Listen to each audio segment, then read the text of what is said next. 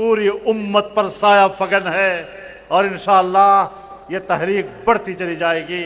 اور جس طرح مفتی صاحب نے اپنی سیاست کے صرف 20 سالوں میں انقلاب برپا کر دیا، یہاں پر قوانین کا راج تھا، سرداروں کا راج تھا، انگریز کے غلاموں کا راج تھا، آپ نے ان کو چیلنج کیا، انہیں سرنگوں کیا، ان کے جبر کا خاتمہ کیا، اور آج سیاست میں وہ نہیں ہے اور ان کا کارکن میدان میں دندنا رہا ہے۔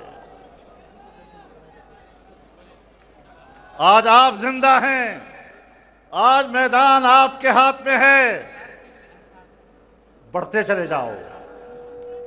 یہاں تک پہنچے ہیں، آج آپ ڈیرہ اسماعیل خان میں ڈیرہ ڈالے ہوئے ہیں۔ ڈیرہ اسماعیل خان اس وقت عالمی دنیا کی گزرگاہ ہے، اور سی پیک کے راستے سے اب آپ کے لیے اسلام آباد منزل گاہ کا انتظار کر رہا ہے، وہ آپ کے قدموں کا انتظار کر رہا ہے، وہ آپ کی فتح کا انتظار کر رہا ہے، اور انشاءاللہ اسلام آباد ان جابروں کا نہیں ہوگا، اسلام آباد ان کارکنوں کا ہوگا، ان کے اقتدار کا ہوگا۔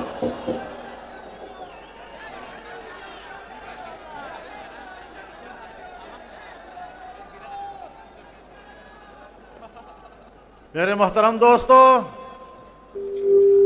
وہ جس کے عزم پہ قرباں، جوانیوں کا غرور، وہ مرد پیر پہ کیسا شباب رکھتا تھا، اور وہ اپنی زیست کے لمحوں کی لاج رکھتا تھا، وہ اپنی زیست کے لمحوں کی لاج رکھتا تھا، اور وہ کل کو اپنے تصرف میں آج رکھتا تھا۔ اور ایک مرد قلندر بھی کیا سکندر تھا، وہ ایک مرد قلندر بھی کیا سکندر تھا جو اپنے پاؤں کے ٹھوکر پہ تاج رکھتا تھا۔ میرے محترم دوستو، جس راستے پہ ان کی ہڈیاں پگھل گئی، جس نے اپنے 20 سالہ سیاسی دور میں پوری دنیا میں علماء کے مقام کو اٹھایا، اسلامی نظریے کو پروان چڑھایا، اپنے فکر کو انہوں نے پوری دنیا سے متعارف کرایا، آج آپ خوش قسمت ہیں، آپ اس نظریے کے وارث ہیں، آپ اس نصب العین کے وارث ہیں، آپ اس جری کے وارث ہیں، آپ اس انقلابی کے وارث ہیں، اور انشاءاللہ جس منزل کے لیے انہوں نے نشاندہی کی تھی، آپ کے اور میرے لیے نشاندہی کی تھی، اور انشاءاللہ اب اس منزل کے ہم قریب پہنچ چکے ہیں۔ تو ہمت ہارے تو نہیں ہو نا، چھوڑو ان باتوں کو، اب اس کی اہمیت ختم ہو گئی ہے۔ پارلیمنٹ پہ 5 سیٹیں ہیں، 10 سیٹیں ہیں، نہیں ہے، پارلیمنٹ کی اہمیت ختم ہو چکی ہے۔ پارلیمنٹ گھر کی لونڈی ہے اب اسٹیبلشمنٹ کی، اب ایوان کی حیثیت نہیں، اب اس میدان کی اہمیت ہے، اس میدان کی حیثیت ہے۔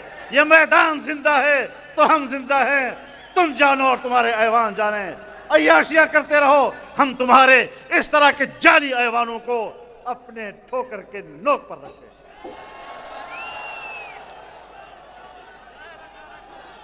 ہم جس جمہوریت کے علمبردار ہیں، وہ جمہوریت آئین کی جمہوریت، اسلام کی علمبردار جمہوریت، قرآن و سنت کی علمبردار جمہوریت، عوام کی نمائندہ جمہوریت، ہم اس کے قائل ہیں۔ اور اگر وہاں قرآن و سنت نہیں ہے، اگر وہاں اسلام کی سربلندی نہیں ہے، اعلاء کلمت اللہ نہیں ہے، وہاں غلامی ہے، ٹرمپ کی غلامی ہے، امریکہ کی غلامی ہے، غرب کی غلامی ہے، تو ہم ایسے نظام پر لعنت بھیجتے ہیں۔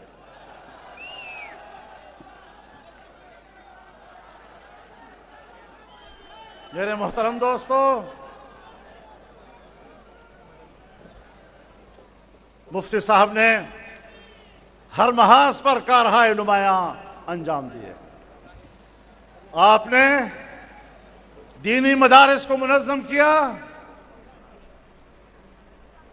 آپ نے وفاق المدارس کے قیام کی روح رواں کا کردار ادا کیا. آپ نے ایک اسلامی معاشرے کے لیے اسلام کی بنیاد ڈالی، اسلامی علوم کی بنیاد ڈالی، اسلامی اصول کی بنیاد ڈالی، اور آپ دیکھ رہے ہیں آج اپنا محاذ بھی پہچان لو اور اپنے مد مقابل کا محاذ بھی پہچان لو. جہاں بے حیائی کو فروغ دیا جا رہا ہے، جہاں مغرب کی تہذیب کو فروغ دیا جا رہا ہے، جہاں عریانیت کو فروغ دیا جا رہا ہے، اور اس عریانیت کو یہ لوگ اپنے لیے باعث فخر سمجھتے ہیں. جس عریانیت کو یہ روشن خیالی سے تعبیر کرتے ہیں، ہم نے اس کے مقابلے میں آواز بلند کی ہے. یہ تمہاری روشن خیالی ہماری نظروں میں تاریکی ہے، جہالت ہے، جہالت کی تاریکی ہے. ہم اس سے معروف نہیں ہوتے. ہم نے اس کو شکست دے دی ہے اور تمہارے ایجنڈے کو ناکام بنا دیا ہے. میرے محترم دوستو، اپنے نوجوان کو اٹھاؤ، نئی نسل کو شعور دو، اس کو بیدار کرو اور ان کو بتاؤ کہ آپ کا مستقبل ٹرمپ کی سیاست نہیں ہے، آپ کا مستقبل یہود کی سیاست نہیں ہے، آپ کا مستقبل ہنود کی سیاست نہیں ہے، آپ کا مستقبل مفتی محمود کی سیاست ہے. نعرہ تکبیر! نعرہ تکبیر! مفکر اسلام حضرت مولانا مفتی محمود! میرے محترم دوستو، جب پاکستان ٹوٹ گیا، کس بنیاد پر ٹوٹا؟ عوام کی اکثریتی ووٹ، اکثریتی رائے کا فیصلہ تسلیم نہیں کیا گیا. عوام کے منتخب پارلیمنٹ کا اجلاس اس وقت کے جنرل یحییٰ خان نے کہا تھا کہ نہیں بلانا، اور وہ اجلاس ملتوی ہوتا رہا اور کہا گیا کہ اگر کوئی ڈھاکہ گیا تو ہم ان کی ٹانگیں توڑ دیں گے. یہ مفتی محمود تھا جس نے اپنے وفد کی قیادت کرتے ہوئے ڈھاکہ کی سرزمین پر قدم رکھا اور کہا میں ملک کو توڑنے نہیں دوں گا. لیکن جب بڑوں نے فیصلہ کر لیا تھا، ملک ٹوٹ رہا تھا اور پاکستان بچا کچا پاکستان وجود میں آیا، 1 یونٹ ٹوٹا، صوبہ سرحد وجود میں آیا، تو اس کے پہلے وزیر اعلیٰ مفتی محمود بنے تھے. اور زیادہ لمبا عرصہ نہیں گزرا، 9 مہینے کے بعد جمہوریت پر شب خون مارا گیا، بلوچستان کی حکومت توڑی گئی، اور جب بلوچستان کی حکومت توڑ دی گئی تو یہاں صوبہ سرحد کی حکومت کے وزیر اعلیٰ نے احتجاجاً استعفیٰ دے دیا.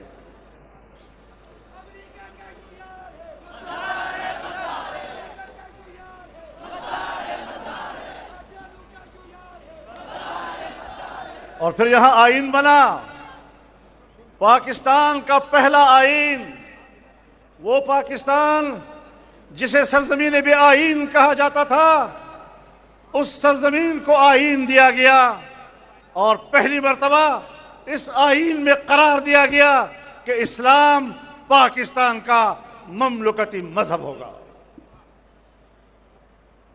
اس آئین میں یہ قرار دیا گیا کہ قانون سازی قرآن و سنت کے تابع ہوگی، اور یہ قرار دیا گیا کہ قرآن و سنت کے منافی کوئی قانون نہیں بنے گا. اسلامی نظریاتی کونسل کا قیام عمل میں آیا، اس کی سفارشات پر قانون سازی ہوگی. لیکن میرے دوستو، 1973 میں جو اسلامی نظریاتی کونسل بنی، اس کے سفارشات مکمل ہوئے، پارلیمنٹ میں آئے، لیکن آج تک کسی ایک سفارش پر بھی قانون سازی نہیں کی گئی. اس میں ڈکٹیٹروں کے دور بھی گزرے. ضیاء الحق نے اسلام کے نام پر 11 سال حکومت بھی کی، لیکن کوئی قانون سازی نہیں کی گئی. قوم کے ساتھ کھلواڑ ہوتا رہا. میرے محترم دوستو، وہی دور تھا جب قادیانیت کا کیس پارلیمنٹ میں لایا گیا اور قادیانی قیادت کو پارلیمنٹ کے کٹہرے میں لا کر کھڑا کر دیا گیا۔ دلیل کا میدان تھا، جذبات کا میدان نہیں تھا، نعروں کا میدان نہیں تھا، کتاب کا میدان تھا، کتاب کے حوالوں کا میدان تھا۔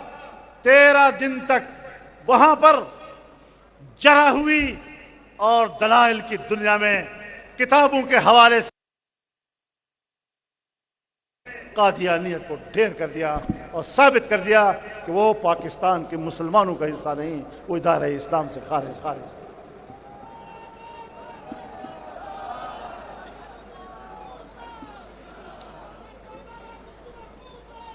میرے محترم دوستو، ہم نے دیکھا یہاں پھر کچھ لابیوں نے کام شروع کیا، قادیانیت کو دوبارہ بطور مسلمان کے تسلیم کرنے کی باتیں ہونے لگی، اور ہماری عدالت عظمیٰ نے ایک چیف جسٹس نے ایک مقدمے میں ایک فیصلہ دیا جس سے قادیانیوں کو دوبارہ مسلمان قرار دینے کی راہ نکلنے لگی۔ لیکن مفتی محمود کے وارث میدان میں آئے، عدالت کا میدان سجا، ہم وہاں پیش ہوئے اور ایک بار پھر قادیانیت کی پیٹھ پر ایسا ڈنڈا مارا، ایسی کمر توڑی کہ 1 صدی تک انشاءاللہ وہ دوبارہ اپنی کمر سیدھے کرنے کے قابل نہیں رہیں گے۔ قائد تیری جرت کو، قائد تیری جرت کو، قائد تیری بصیرت کو، قائد تیری بصیرت کو۔ میرے محترم دوستو، میں اسٹیبلشمنٹ کو بھی بتانا چاہتا ہوں، میں بیوروکریسی کو بھی بتانا چاہتا ہوں، میں سیاستدانوں کو بھی بتانا چاہتا ہوں، میں حکمرانوں کو بھی بتانا چاہتا ہوں کہ جب 1977 میں پورے ملک میں الیکشن میں دھاندلی کی گئی، اس دھاندلی کے خلاف پورے ملک میں تحریک اٹھی، اس تحریک کی قیادت مفتی محمود نے کی تھی۔ چوری سے نتیجے برآمد کرنا، الیکشن میں دھاندلیاں کرنا، اس کے خلاف سب سے پہلے بڑی تحریک کی قیادت میرے قائد نے کی تھی، مفکر اسلام نے کی تھی۔ ہماری گٹھی میں یہ بات ڈال دی ہے کہ ہم پاکستان میں چوری کا الیکشن تسلیم نہیں کریں گے۔ تکبیر! نعرہ تکبیر! مفکر اسلام حضرت مولانا مفتی محمود، قائد ملت اسلامی حضرت مولانا فضل الرحمان۔ چوری ہوئی ہے، 2018 میں بھی ہوئی، ہم نے کہا ہم تسلیم نہیں کرتے۔ 2024 میں ہوئی، پارلیمنٹ میں ہوئی، اس صوبے کے الیکشن میں چوری ہوئی، ہم نے نہ صوبے کی چوری کو تسلیم کیا، نہ ہم نے وفاق کی چوری کو تسلیم کیا، نہ ہم نے 2018 کی چوری کو تسلیم کیا، نہ ہم نے 2024 کی چوری کو تسلیم کیا، اور لڑتے رہیں گے یہاں تک کہ پاکستان کے عوام کو اس کے ووٹ کا حق واپس نہ دلا دیں۔ جعلی اسمبلی نامنظور، جعلی اسمبلی، جعلی۔ میرے محترم دوستو، یہ وہ سیاست ہے جس کے نام سے کانفرنس منعقد ہو رہی ہے، وہی اس نظریے اور اس اصول کے رہبر تھے۔ اگر ہم واقعی ان کے پیروکار ہیں تو پھر ہمیں ثابت کرنا ہوگا کہ ہم نے اصول کی سیاست کرنی ہے، جمہوریت کی سیاست کرنی ہے، اخلاق کی سیاست کرنی ہے، شائستگی کی سیاست کرنی ہے۔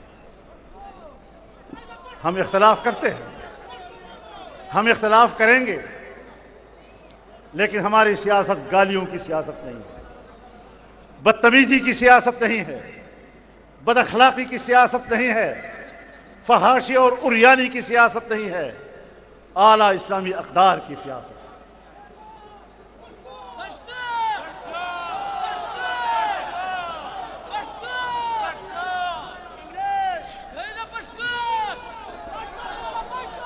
انشاءاللہ کمالار چمون تخبل رهبر خود روان من په هغه لارې روان په استقامت سره به خپل سفر جاری ساتو، او انشاءالله دا د ډیرو ښار چې نن ګذرګاه ده، که خدای کول په دغه لاره به اسلام آباد ته رسو او اسلام آباد به زموږ منزلګاه وي. قائد تیرا ایک اشارہ، حاضر حاضر خون ہمارا، قائد تیرا ایک اشارہ، قائد تیرا ایک اشارہ. جب میں نے پشتو میں بات کی تو اس نے اردو میں نعرہ لگا دیا.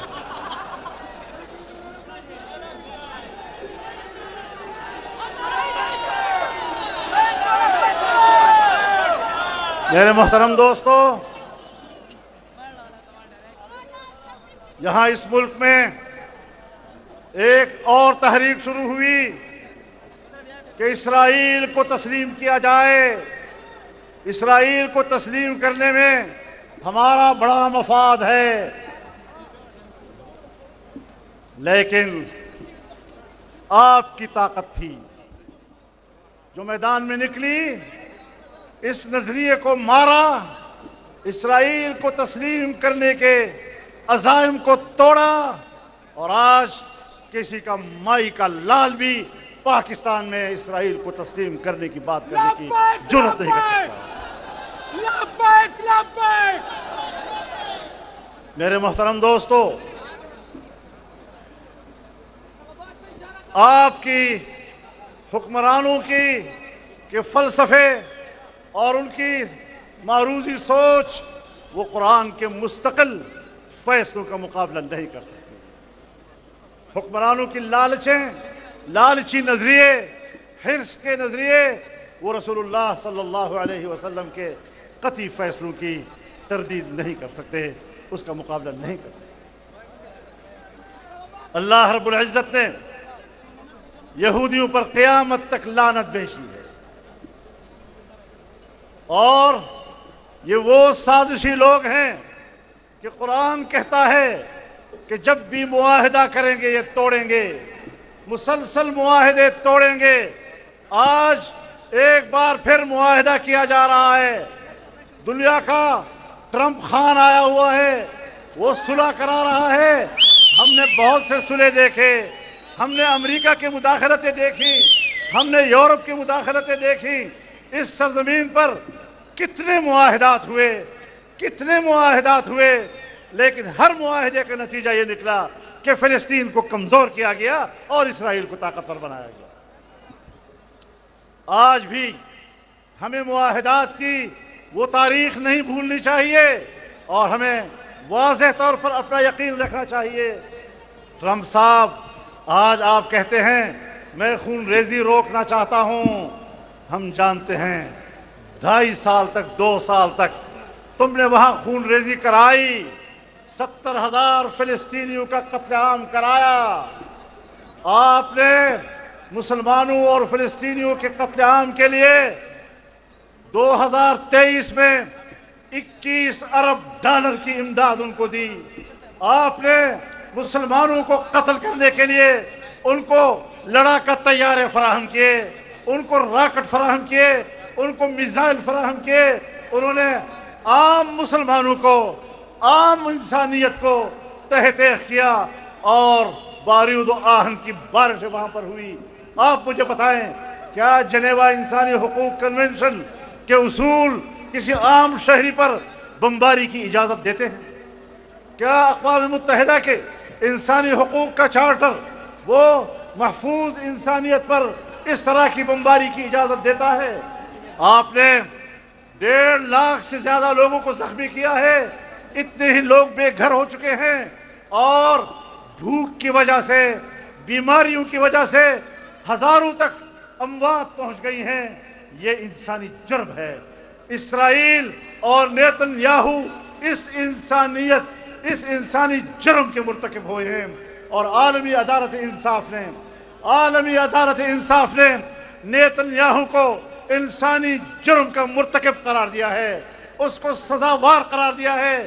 بجائے اس کے کہ اس کو مجرم سمجھ کر گرفتار کیا جائے، امریکہ میں اس کو گرفتار کیا جاتا. ٹرمپ نے اپنے پہلو میں کھڑے ہو کر ان کے ساتھ پریس کانفرنس کی. آج وہ اسرائیل آ کر ان کی اسمبلی سے خطاب کر رہا ہے.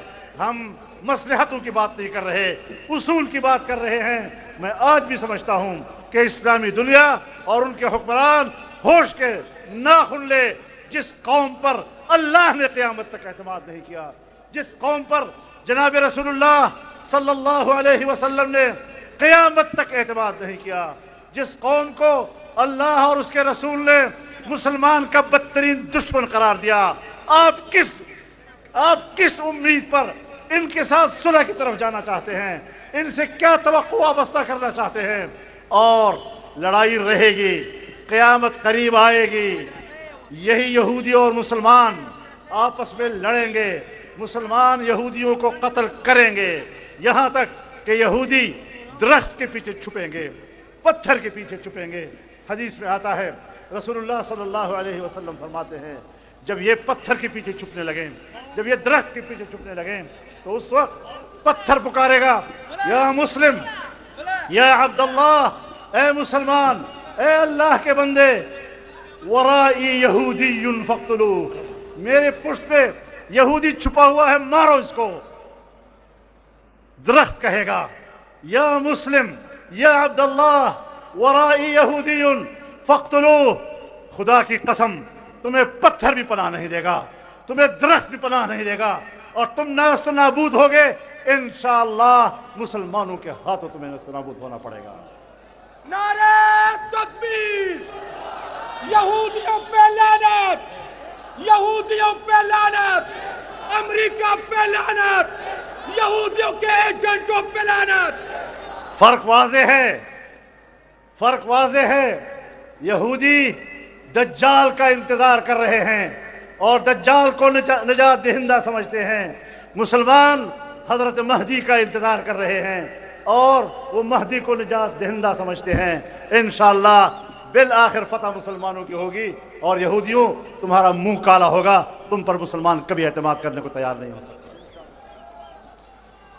میں پاکستان کے سیاستدانوں کو بتانا چاہتا ہوں، یہ تو اللہ اور اس کے رسول کے فیصلے ہیں جو احادیث میں تواتر کے ساتھ ثابت ہیں، اور قائد اعظم نے کہا تھا، قائد اعظم نے اسرائیل کی حکومت بننے کے بعد سب سے پہلا بیان دیا تھا کہ یہ ایک ناجائز ریاست ہے۔ اس نے جس کو ناجائز ریاست کہا اور جس کو انہوں نے عربوں کی پیٹھ پہ گھونپا ہوا خنجر قرار دیا، آج قائد اعظم کا نام لینے والے، بانی پاکستان کے پیروکار کہلانے والے، انہی کے اصول اور انہی کے فیصلوں کو روند رہے ہیں۔ تمہیں شرم نہیں آتی؟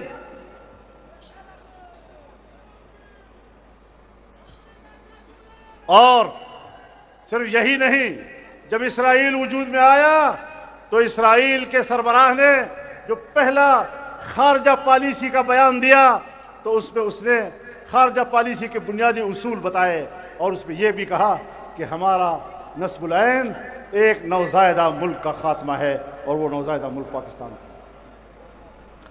ان کی سوچ بھی واضح ہے، پاکستان کی سوچ بھی واضح ہے۔ ہم پاکستان کی سوچ کو قبول کرتے ہیں، ہم پاکستان کے اصول کو قبول کرتے ہیں، اور جب تک ہم زندہ ہیں، میں اللہ کو گواہ بنا کر کہتا ہوں اور ان ساری قوتوں کو آگاہ کرتا ہوں، جب تک ہم زندہ ہیں تمہارا باپ بھی اسرائیل کو تسلیم نہیں کر سکے گا۔ لبیک لبیک لبیک لبیک! یہودیوں کا جو یار ہے، یہودیوں کا جو یار ہے، امریکہ کا جو یار ہے، امریکہ کا جو یار ہے۔ میرے محترم دوستو، ہم نے اس ملک میں سفر کرنا ہے، اپنے نظریات اور اپنے اقدار کی حفاظت کرنی ہے۔ ہم اس ملک میں جنگوں کے متحمل نہیں ہیں۔ ذرا سوچو خدا کے لیے، حکمرانوں ذرا سوچو، سن 1950 سے لے کر امریکی قرضے لے کر تم نے آج تک صرف ان کے قرضوں پر اپنی زندگی گزاری۔ آج تمہارا حشر کیا ہے؟ ہندوستان معاشی لحاظ سے ترقی کر رہا ہے، چین ترقی کر رہا ہے، بنگلہ دیش ترقی کر رہا ہے، افغانستان کی حالت ہم سے بہتر ہے، ایران ترقی کر رہا ہے، اور اس پورے خطے میں ایک پاکستان ہے جو ڈوب رہا ہے۔ کن پالیسیوں کی وجہ سے ڈوب رہا ہے؟ تمہاری غلامانہ پالیسیوں کی وجہ سے ڈوب رہا ہے۔ تمہارے اندر خودداری نہیں ہے، تم فکری لحاظ سے غلام ہو، تمہیں صرف اپنے قوم کے بچوں کو قتل کرنا آتا ہے، تمہارے اندر پاکستان کو ترقی دینے کی صلاحیت نہیں ہے۔ آج چین کا اعتماد اٹھ رہا ہے، خطے میں پاکستان تنہا ہو رہا ہے، ہندوستان ہمارا دشمن، اور افغانستان سے بھی لڑائی، ایران سے بھی لڑائی۔ کہاں گئی ہماری خارجہ پالیسی، پرامن خارجہ پالیسی، پاکستان کے بقا و استقلال کی پالیسی؟ پروپیگنڈوں سے کچھ نہیں ہوگا، پروپیگنڈوں کی زبان روک دو، جنگ کی زبان روک دو۔ میں افغانستان سے بھی کہنا چاہتا ہوں، میں پاکستان سے بھی کہنا چاہتا ہوں، افغانستان پاکستان کی لڑائی نہ پاکستان کے مفاد میں ہے نہ افغانستان کے مفاد میں ہے۔ ایک طرف ہم انڈیا سے لڑے، دوسری سرحد پر ہم افغانستان سے لڑے، ہم نے پاکستان کو کہاں جا کر کھڑا کر دیا؟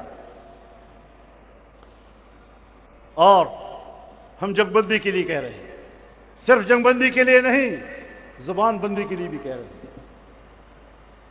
ایک دوسرے کے خلاف بولنا روکو، غلط پروپیگنڈے روکو۔ ایک بھی کہتا ہے میں بے گناہ ہوں، دوسرا کہتا ہے میں بے گناہ ہوں، ایک کہتا ہے میں بھی صرف دفاعی جنگ لڑ رہا ہوں، دوسرا بھی کہتا ہے میں دفاعی جنگ لڑ رہا ہوں۔ ان چیزوں سے کام نہیں بنتا۔ جمعیت علماء اسلام پہلے بھی کردار ادا کر چکی ہے، اور اس سفارتی کردار میں ہم نے کامیابیاں حاصل کی ہیں۔ تمہاری پوری وزارت خارجہ جو مقصد حاصل نہیں کر سکی، وہ پاکستان کی ایک سیاسی جماعت نے حاصل کی۔ اور جب تم نے الیکشن میں دھاندلی کی اور جمعیت علماء اسلام اپوزیشن میں بیٹھی، بنی بنائی باتیں تمہارے ہاتھوں سے بگڑ گئی۔ تمہارے اندر تو معاملات، طے شدہ معاملات کو آگے بڑھانے کی اہلیت و صلاحیت بھی نہیں ہے۔ ہم آج بھی دونوں ملکوں کے درمیان معاملات کو ٹھیک کرنے کے لیے کردار ادا کرنے کو تیار ہیں، لیکن اس کردار کے لیے ماحول دینا پڑے گا۔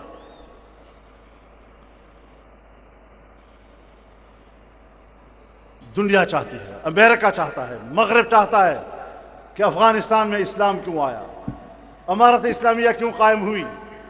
ان کے پیٹ میں درد ہے۔ ہم نے بہت پراکسی جنگ لڑ لی، کمیونسٹ آئے، ہم نے مجاہدین کا ساتھ دیا، مجاہدین آئے آپس میں لڑے، ہم نے دوسرے مخالف کا ساتھ دیا، طالبان آئے وہ لڑے، ہم نے طالبان کا ساتھ دیا۔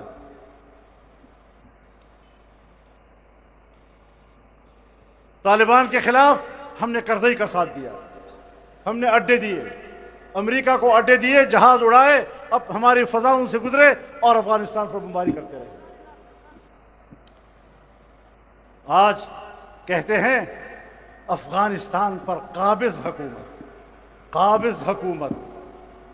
کیوں بھائی قابض؟ کہتے جنگ کر کے آئے ہیں، عوام کے منتخب نہیں ہیں۔ تو میں نے کہا ملا عمر بھی تو جنگ کر کے آیا تھا، وہ بھی تو عوام کے انتخاب سے نہیں آیا تھا، تو آپ نے سرکاری طور پر ان کو تسلیم کیا یا نہیں؟ آپ نے ان کو وہاں سفارت خانہ لیا وہاں، اور یہاں ان کو سفارت خانہ دیا۔ آپ نے دونوں ملکوں کے تعلقات کو سفارت خانے کے اعلیٰ معیار پہ قائم کیا۔ آج کیا ہو گیا ہے؟ اپنے قبلہ سیدھا کرو، دوسروں کے قبلوں پہ بحث نہ کیا کرو، اپنا قبلہ ٹھیک کرو۔ ہم خطے میں امن چاہتے ہیں، ہم پاکستان کو ایک پرامن ریاست دیکھنا چاہتے ہیں۔ پرامن ہوگا تو پھر اس کے بعد پاکستان معاشی ترقی کر سکے گا۔ اپنے پالیسیوں پہ نظر ثانی کرو۔ ملک میں اگر مسلح گروہ پھر رہے ہیں تو پاکستان کے اندر تو مسلح گروہ موجود ہیں، اور جاتے ہو افغانستان میں بمباری کرنے کے لیے تو درون درج کر دی کہ بیرون خانہ آئی۔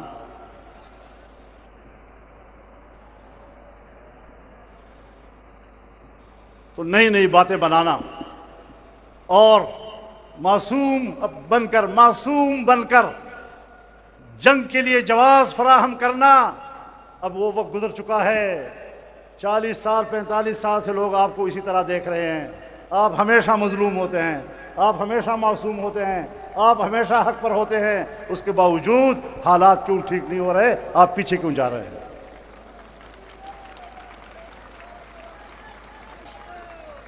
اپنی پالیسیوں پہ نظر ثانی کرو، بیٹھو دوبارہ۔ اور میں اپنے حکمرانوں سے بھی کہنا چاہتا ہوں کہ دوسروں کا گلہ نہ کیا کرو، ذرا تھوڑا جیاں اپنے منجے دے تھلے اپنا ڈانگ بھی پھیرو، ذرا کہیں تمہارے اندر گھس بیٹھیے، وہ ایسے حالات تو نہیں پیدا کر رہے۔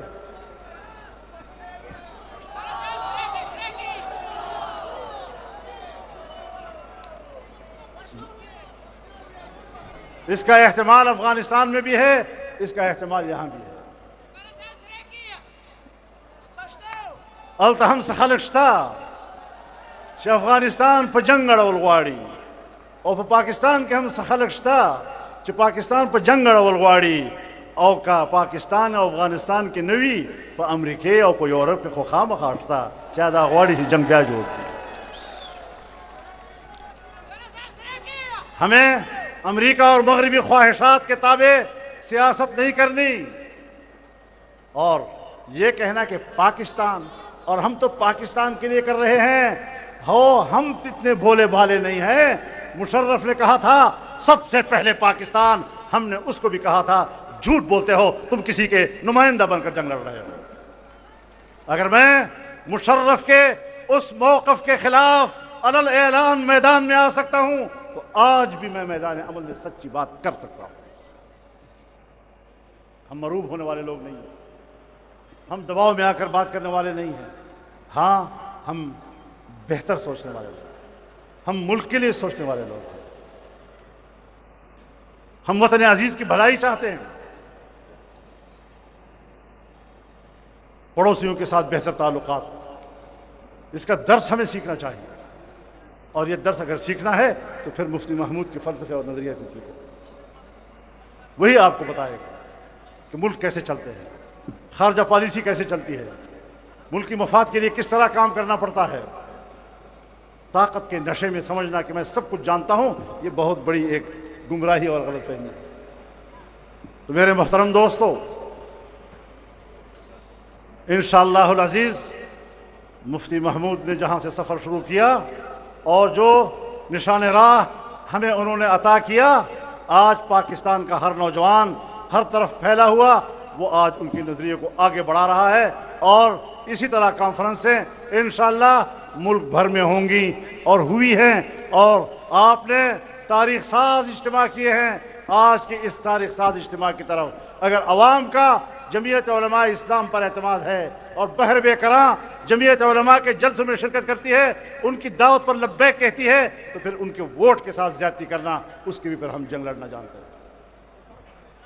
انشاءاللہ العزیز یہ مشن جاری رہے گا، صحیح نا؟